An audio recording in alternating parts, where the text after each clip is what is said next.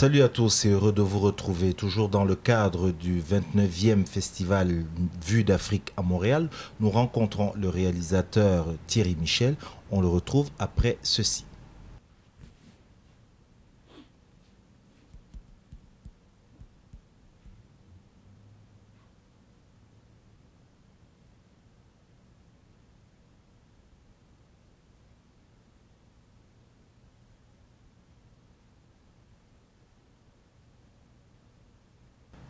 Alors, comme convenu, Thierry Michel, notre invité aujourd'hui. Thierry Michel, pour ceux qui ne connaissent pas le visage, vont le découvrir, mais c'est la série qui a tant fait de bruit sur Mobutu, c'est Katanga Business, c'est récemment l'affaire Chebaya, Congo River. Congo River. Aujourd'hui, bonjour à vous d'abord. Bonjour. Voilà. Aujourd'hui, on vous reçoit dans le cadre de ce nouveau film que tout le monde n'a pas encore vu, mais qui fait déjà tant parler.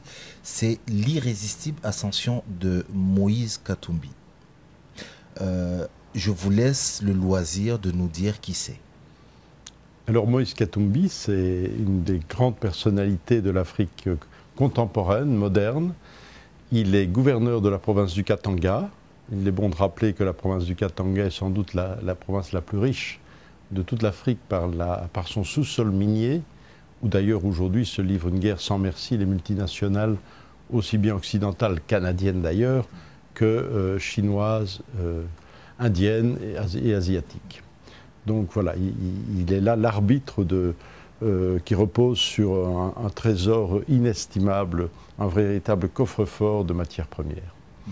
Il est aussi, les gens le connaissent plus par cet aspect-là, le président d'un célèbre club de football africain, le tout-puissant Mazembe, champion d'Afrique à plusieurs reprises, mais le seul club africain qui a pu se hisser au niveau de la Coupe du Monde des clubs champions, puisqu'ils ont battu le Brésil avant d'affronter en finale, à Dubaï, l'Inter de Milan. Il est enfin un richissime homme d'affaires qui a brillamment réussi dans son business, et on peut dire que de manière indirecte, il contrôle à peu près tous les médias en République démocratique du Congo, et que certains, vu sa popularité qui est énorme, parle déjà de lui comme si c'était le futur président, en tout cas un éventuel candidat à la succession de Joseph Kabila, l'actuel président. Lui déclare par ailleurs qu'il n'est pas un obstiné de la politique et qu'il préfère les affaires à la politique. Qu'est-ce qui, le portrait que vous venez d'en faire, Thierry Michel, en fait, vous nous présentez un personnage pas mystérieux, mais charismatique. C'est ce qui a justifié plus exactement, c'est ce qui justifie que vous allez le voir, vous lui consacrez un documentaire. C'est une success story africaine. Voilà, on montre toujours en général l'Afrique des pauvres, l'Afrique des révoltes, l'Afrique de la misère. Là, on est dans l'Afrique de la richesse, de la réussite brillante, du charisme, d'un succès populaire inestimable, d'un homme qui monte, qui est aujourd'hui à la FIFA. Donc il ne monte pas seulement dans son pays, il monte à un niveau international qui a une crédibilité auprès de nombreux investisseurs venus du monde entier. Donc pour moi, ça pourrait être un personnage d'un grand feuilleton, d'une grande série africaine, d'une grande saga comme on en a connu aux États-Unis. Et je pense que ça valait vraiment la peine de s'interroger sur qu'est-ce qui fait aujourd'hui que la démocratie accouche de nouveaux hommes politiques de la stature d'un Moïse Katumbi. Voilà. Et donc, c'est là l'un des nœuds de votre documentaire. Absolument. Vous avez présenté quelqu'un qui est un homme d'affaires, un président de club, ainsi de suite. Et là, vous nous dites, qu'est-ce qui fait que la démocratie accouche de ce type de personnage-là? Donc, c'est beaucoup plus l'angle politique qui vous a intéressé chez lui. Absolument. C'est une introspection du pouvoir. Vous savez que je suis habitué à faire de par le monde des films sur le pouvoir. J'en ai fait en Russie à l'époque de la fin du communisme. J'ai fait aussi le portrait d'une dictature religieuse en Iran, à travers un film qui s'appelle « Iran sous le voile des apparences ». Et j'ai fait évidemment le film « Mobutu, roi du Zaïre », qui était le portrait d'un des plus grands dirigeants de l'Afrique contemporaine, un des rares qui a régné pendant 33 ans sans partage sur son peuple d'une main de fer, un des exemples de dictateurs africains qui me semblent les plus probants. Voilà, donc là j'interrogeais le pouvoir autoritaire, autocratique, sans concession, une main de fer et une machine de corruption absolue. Aujourd'hui j'interroge un autre type de pouvoir, un homme qui a été, qui est issu du monde des affaires et qui s'est révélé un homme politique redoutable, extrêmement intelligent dans sa stratégie politique et qui, lui, est apparu à l'occasion des premières élections démocratiques au Congo depuis les années 65, qui se sont passées en 2006. Donc voilà, c'est un homme de la modernité, c'est un métis italien d'origine, et qui a une vision différente de tout ce que les dirigeants congolais avaient jusqu'à son arrivée. Alors oui, j'ai eu la chance de pouvoir commencer ce film à l'occasion d'un autre film.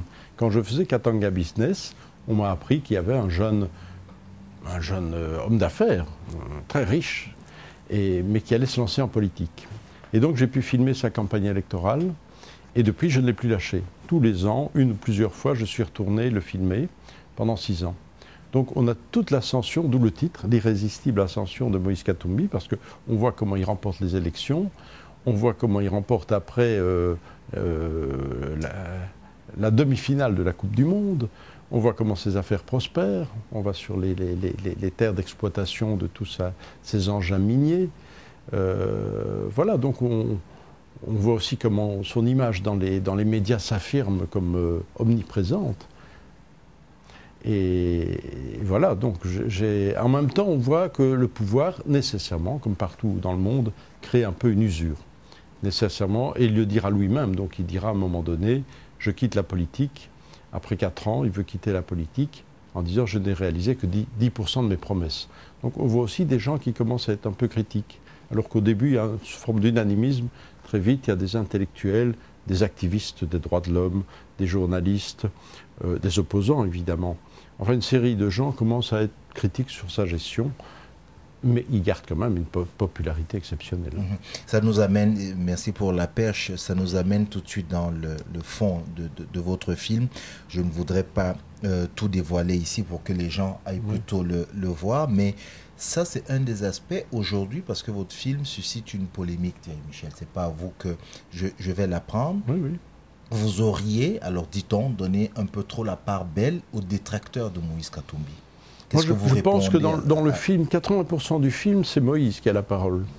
C'est Moïse qui a la parole, c'est Moïse en action, c'est Moïse dans sa popularité, c'est Moïse acclamé par des foules, c'est Moïse qui fait sa pétition pour voir si le peuple lui fait toujours confiance, et 1 200 000, 300 000 personnes vont signer, il va faire des rassemblements gigantesques pour vraiment être plébiscité.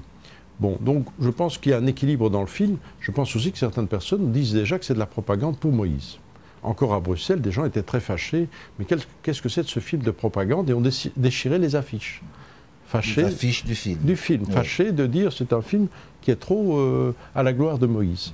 Donc suivant les points de vue, des gens vont dire c'est de la propagande pour Moïse, d'autres vont dire et c'est la vie de Moïse. C'est un film qui est trop à charge. On a trop d'intervenants qui sont critiques sur ma gestion.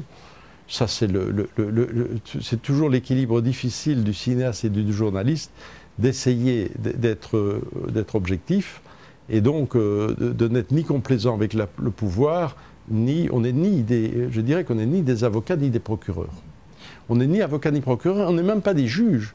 On donne à connaître aux gens une situation, ses développements, ses contradictions, ses ambiguïtés. Il y a des bémols sur Moïse. Évidemment, ce film-ci n'est pas vu de la même manière en Europe et en Afrique. Et c'est vrai que les Européens voient ce film, je voyais la critique dans Jeune Afrique, qui disait un film très équilibré, très objectif. Mais en Afrique, la critique n'est pas habituelle. Et c'est vrai que nous sommes dans un pays, au Congo, et encore plus au Katanga, où les journalistes n'ont pas la liberté d'expression, parce qu'ils sont achetés. Et quand ils ne sont pas achetés, au Congo, il y a quand même 8 journalistes assassinés en 5 ans.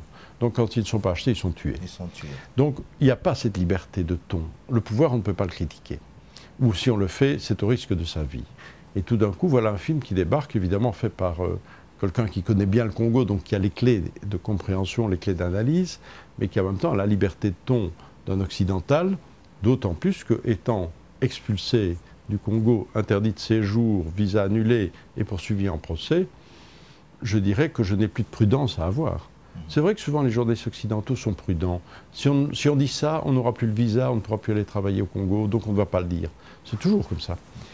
Là, moi, je peux dire vraiment les choses telles qu'elles sont. C'est ce que j'essaie de faire le plus objectivement possible. Oui, et je veux revenir là-dessus. Vous avez dit le titre du film, comme on l'a vu tantôt et comme on va encore le voir à l'écran, c'est l'irrésistible ascension de Moïse Katumbi. Oui. Mais dans le film, on n'arrête pas de dire Moïse. Vous-même, pendant qu'on parle, on dit Moïse, c'est-à-dire que finalement, on l'appelle par juste son prénom. Oui. Papa Moïse, certains disent. Prézo, voilà. Beaucoup disent Prézo. Pour président. Pour président. C'est qui Moïse Katumbi? Est-ce que c'est un démagogue? Est-ce que c'est un populiste? Est-ce que c'est l'homme politique moderne? Quel est le journaliste? Qu'est-ce qu'il dit? Moi, je dirais, d'abord, je n'ai pas envie de porter un jugement. J'ai envie de donner à juger. Je pense que je montre des situations, je montre son ascension fulgurante, je montre ses réussites indéniables, je montre la modernisation d'une partie de la province, des infrastructures de la province. Je montre aussi que le peuple est toujours en souffrance et en révolte, parce que l'un ne contredit pas l'autre.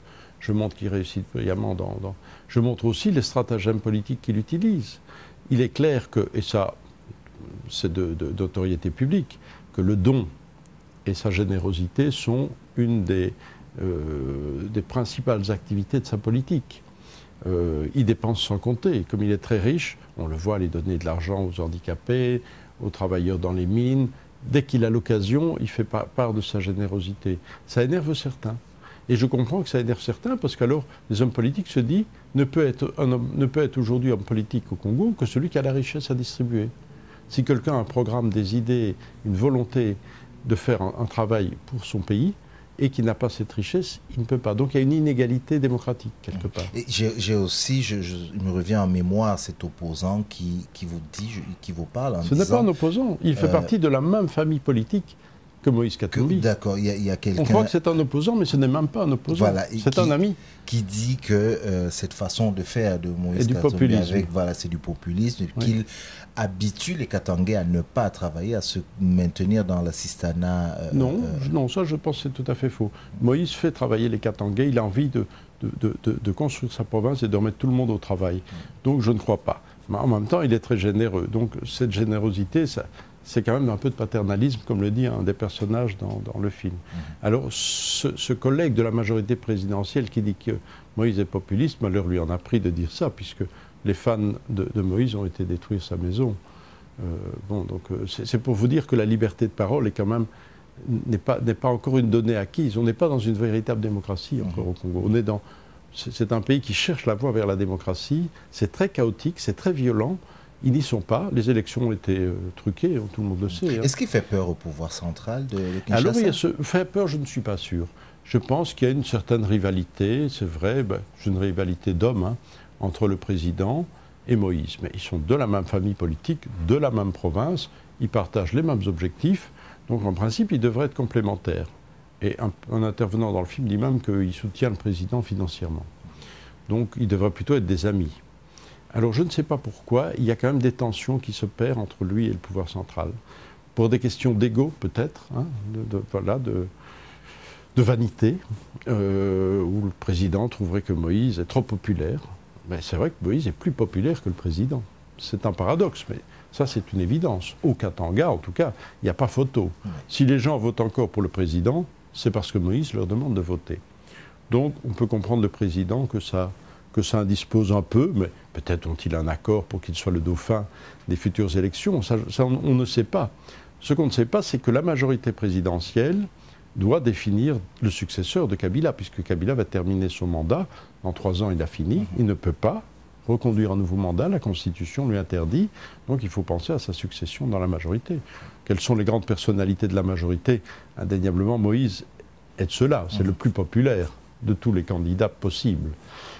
Et en plus, ça veut dire que ça serait toujours les Katangais qui ont déjà le pouvoir depuis 15 ans, qui garderaient la main sur le pays. Donc si les Katangais ne veulent pas qu'il y ait de l'alternance démocratique entre les différentes ethnies, les différentes provinces, nécessairement Moïse est en bonne position. Mais encore faudrait-il qu'il soit candidat, ce qui dit qu'il n'est pas. Il n'est pas, tout à fait. Je voudrais qu'on fasse une courte pause. Et au retour, on va parler de l'attrait qu'exerce la République démocratique du Congo sur votre travail, sur votre personne. On se retrouve après la pause.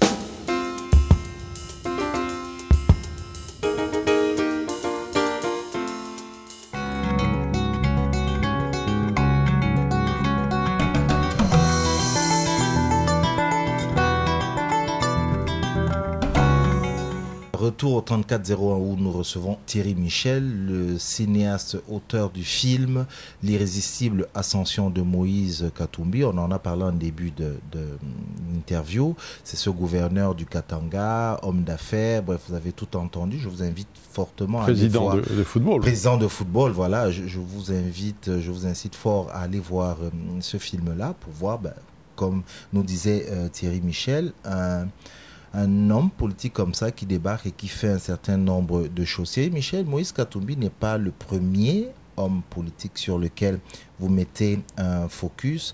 Au début de l'entretien, je vous ai présenté, je disais, de la série sur Mobutu, beaucoup de films sur le Congo.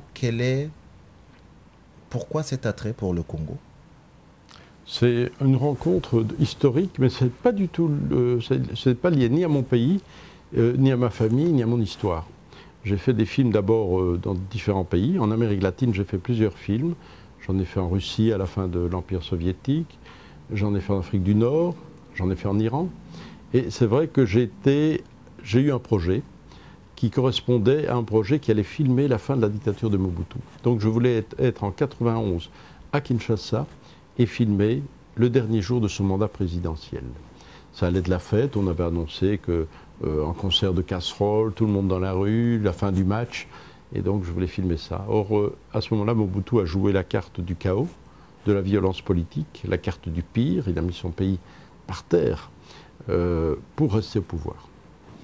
Et donc, et il est resté. J'ai fait un premier film qui a montré cette résistance et toute la nomenclatura mobutiste.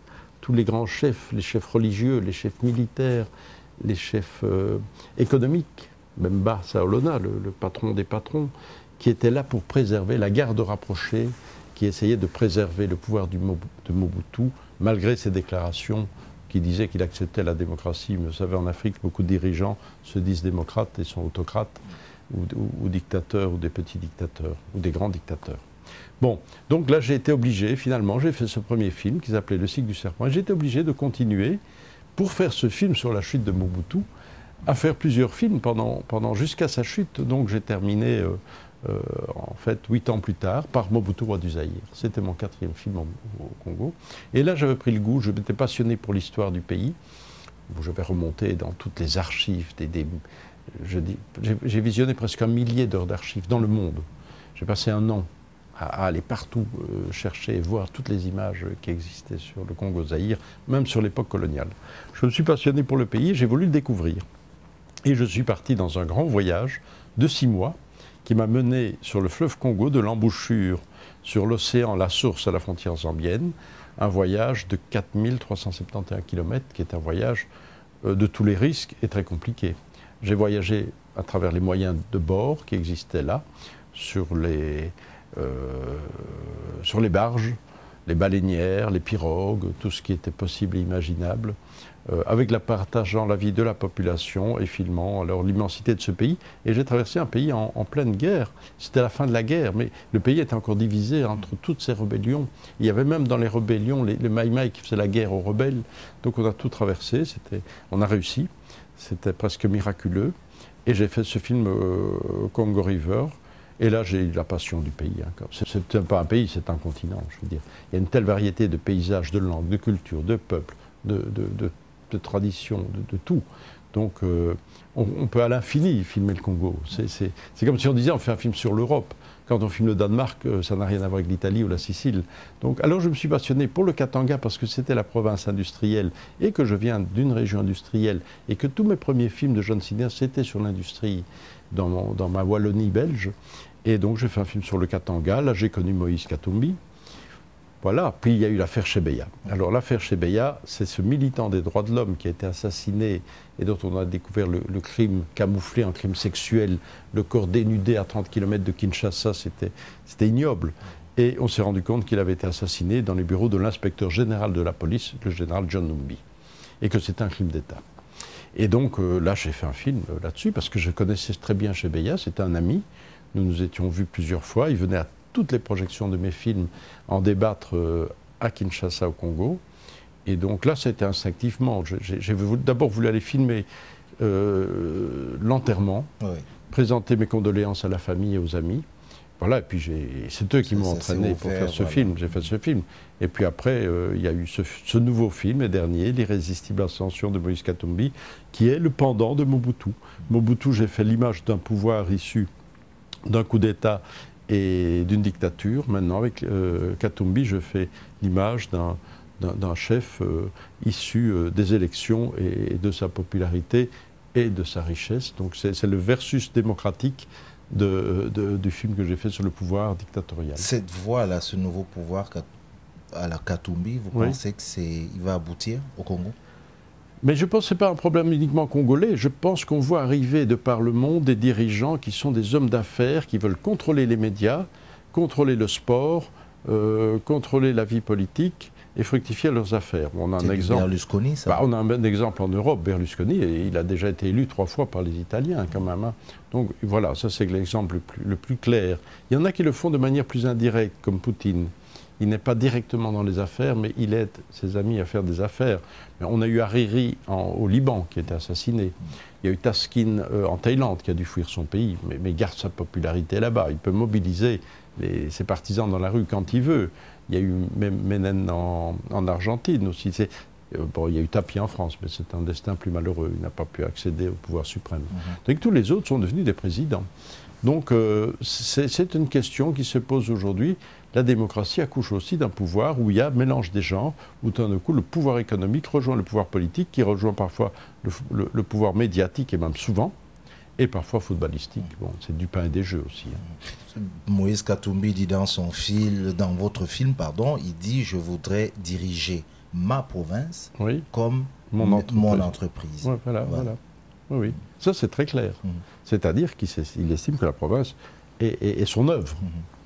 Et donc, il veut le diriger comme une entreprise. Donc, voilà, c'est la question que pose le film. Est-ce qu'on dirige une province comme une entreprise? Bon, si on sépare bien les choses. Après, ce film pose toutes les questions de l'avenir de la démocratie en Afrique. Et de l'avenir de Moïse Katumbi aussi. Hein.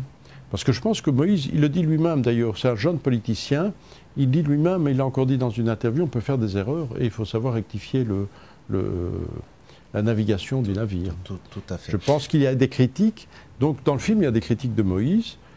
Est-ce qu'il les entend? J'espère. Est-ce qu'il les entend pour corriger certaines choses? On l'espère.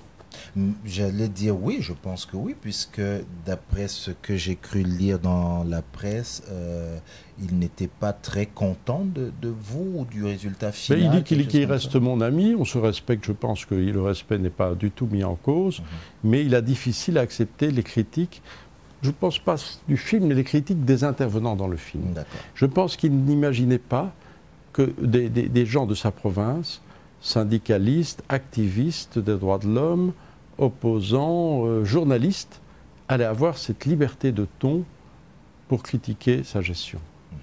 Mais je pense que s'ils le critiquent, parfois c'est les gens qui respectent, qui critiquent. Je ne suis pas sûr que c'est les laudateurs, voilà, tous les gens qui sont autour et qui ne font que louange à longueur de journée, qui sont les véritables amis. Mais ça, bon, parfois l'ivresse du pouvoir fait que Mobutu a eu ce syndrome. Hein.